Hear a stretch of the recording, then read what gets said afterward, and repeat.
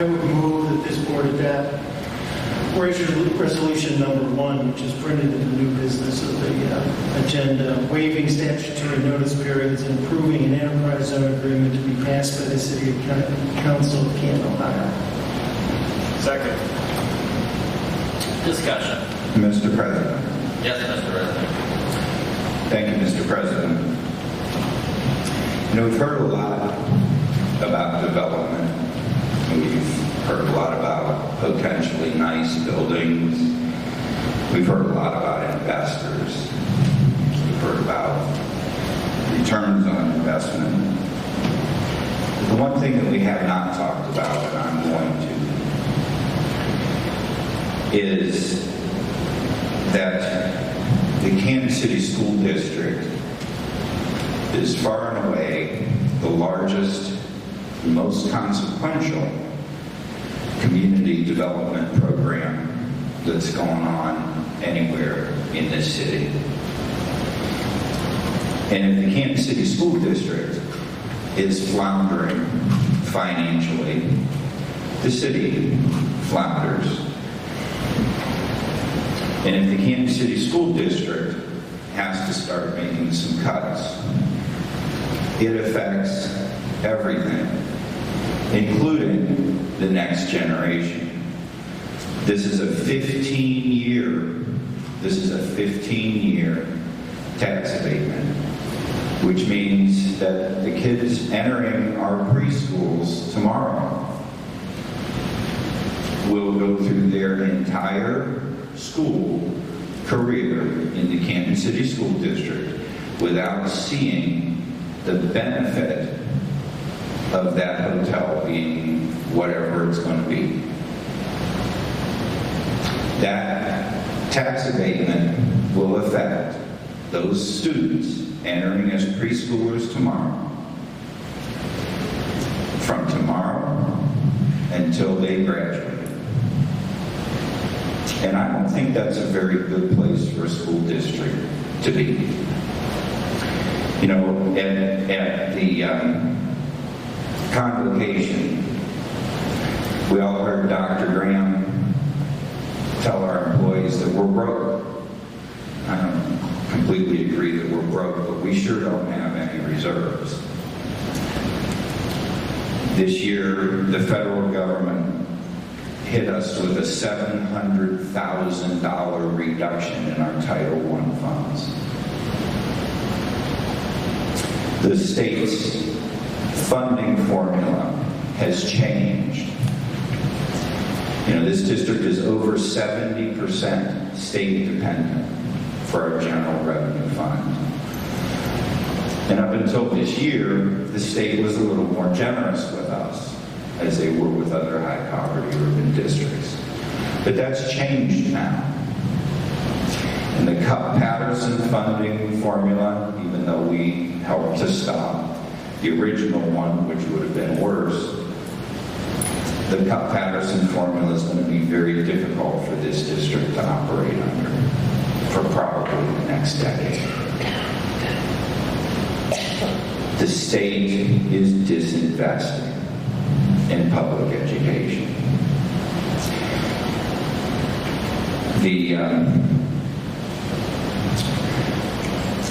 A lot of people who are here tonight are here to talk about transportation. We made a decision because of the finances to roll back our transportation services from 1/4 mile to 1 mile, because it saves, according to the Ohio Department of Education, each bus route costs $100,000 a year, and we saved 12 of them. And the alternative to doing that, quite frankly, was to cut that $1.2 million out of the classroom. So we're sitting here this evening talking about a tax abatement plan that's worth $133,000 a year by your admission, maybe more. Money that, if investors would just pony up a little bit more, that $133,000 would be coming here. You know, I'm a school board member, and I'm here representing the stakeholders and constituents of the Kansas City School District. And I'm also a nerd. And when I voted against the Hercules tax increment financing package, I went through a whole bunch of white papers that talked about it, and that was a couple years ago. So there's some new stuff now. Policy Matters Ohio, which is a policy think tank, in October of 2018, tax abatements cost Ohio schools at least $125 million. First paragraph in the executive summary. Property tax abatements caused 180 school districts across Ohio to forego $125.6 million in revenue, according to a district financial reports issued for the 2017 fiscal year.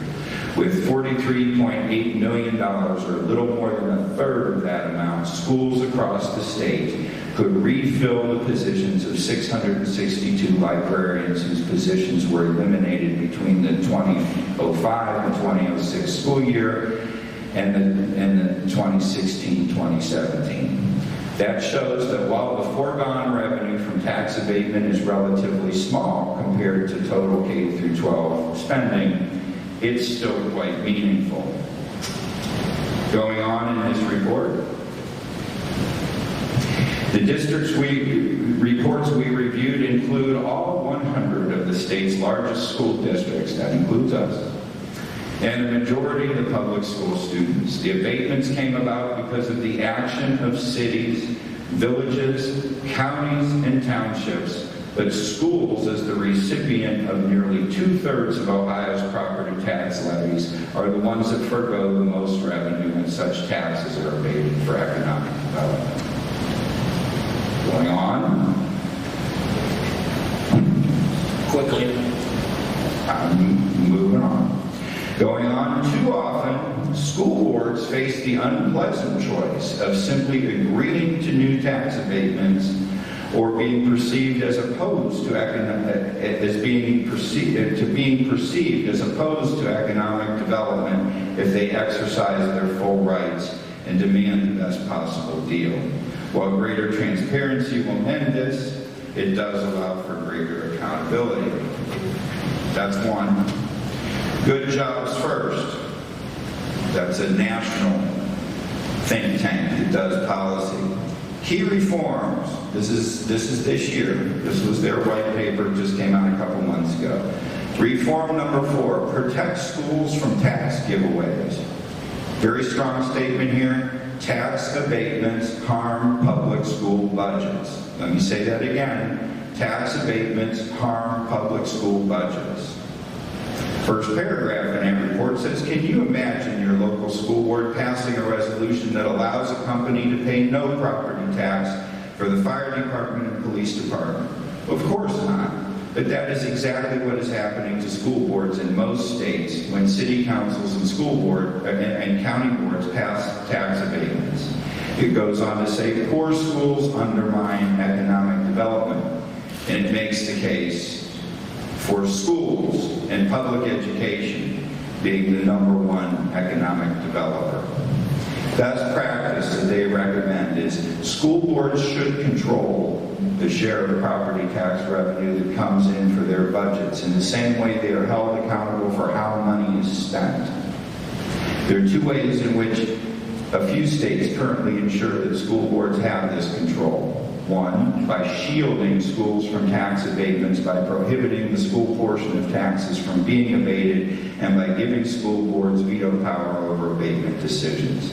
The strongest way to protect school revenues from being depleted by business subsidies is for the state government to prohibit the abatement or diversion of the school portion of property taxes. Since state sets the rules for how local governments use abatements, states can amend those rules to say that school funding may not be touched. Let me go on. City Lab, which is a municipal Journal, December 2018. Public schools in 28 states, including Ohio, have received $2 billion in funds that instead were given over, could have received nearly $2 billion in funds that instead were given away by state and local government as corporate tax abatements last year, according to a new report from Good Jobs First. That actually is this report. When we've talked to school board members and teacher unions, they've always known their districts were losing money, said Scott Klinger, co-author of the report. If corporations are given property tax-free, for instance, that lost revenue is obvious. That revenue is obviously shaved from somebody's budget.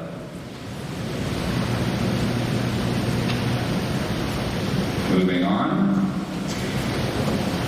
If you're cutting resources to schools, you're giving up on developing local talent and becoming less attractive to families, which also negatively affects economic development over the long term. And research from the W.E. Upjohn Institute, too, indicates that it's K-12 public education that suffers the most when budgets are reshuffled.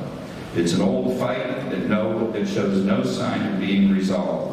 While research has shown that tax incentives do not have significant effect on location preferences, cities and states still clearly barter them constantly.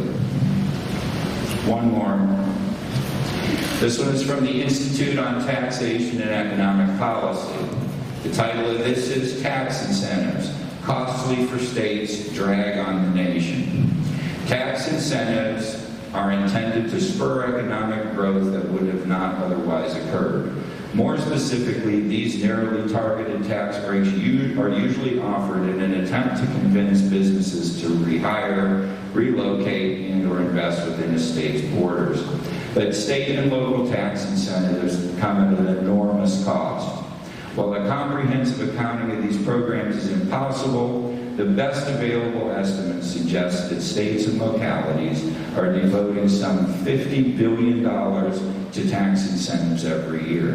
Unfortunately, despite the enormous expenditures being made on these programs, the evidence suggests that tax incentives are of little benefit to the states and localities that offer them, and that actually are a drag on national economic growth. So, like I say, we've heard a lot tonight. The one thing that we have not heard is right here in Ohio, in the city of Columbus. Columbus has been doing tax abatements longer than anybody.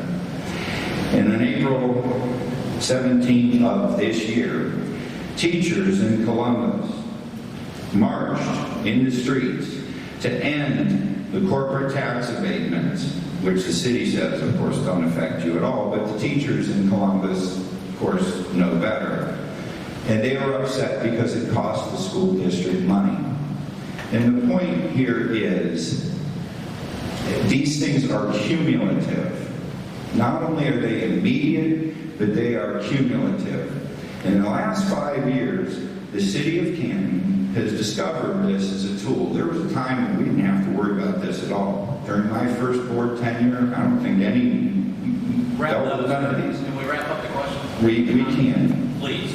But these things are becoming cumulative. And the kids who are starting preschool in our schools tomorrow deserve buses, they deserve teachers, they deserve curriculum that can cost $1 million. They deserve all kinds of things. They deserve the best that we can give them, and that means resources.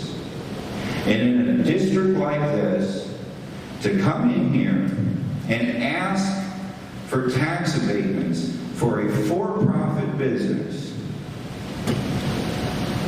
a business that is going to have investors, a business that may or may not have a good business plan. Who knows?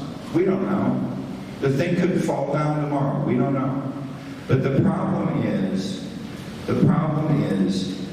the answer to the question, does this negatively impact the Canton City School District? The answer is unequivocally yes. And no amount of rationalization can wipe that away. I, as a school board member, am responsible for the resources of this district. I am not a hotel investor, and I do not think that this school district should become a hotel investor, nor should we invest in many of the other businesses that have gotten tax abatements. Part of this is philosophical and part of this is math. But this is an inappropriate place for this school district to be. And cities like Columbus that have had 20 years longer than Canton of doing this are starting to feel the pinch. And they're feeling the pinch to the point where teachers are in the streets begging the city to stop. I'm saying stop it right now. I don't want to get to that point. That's a great place for you. And that is a good place for me to end, and my vote will be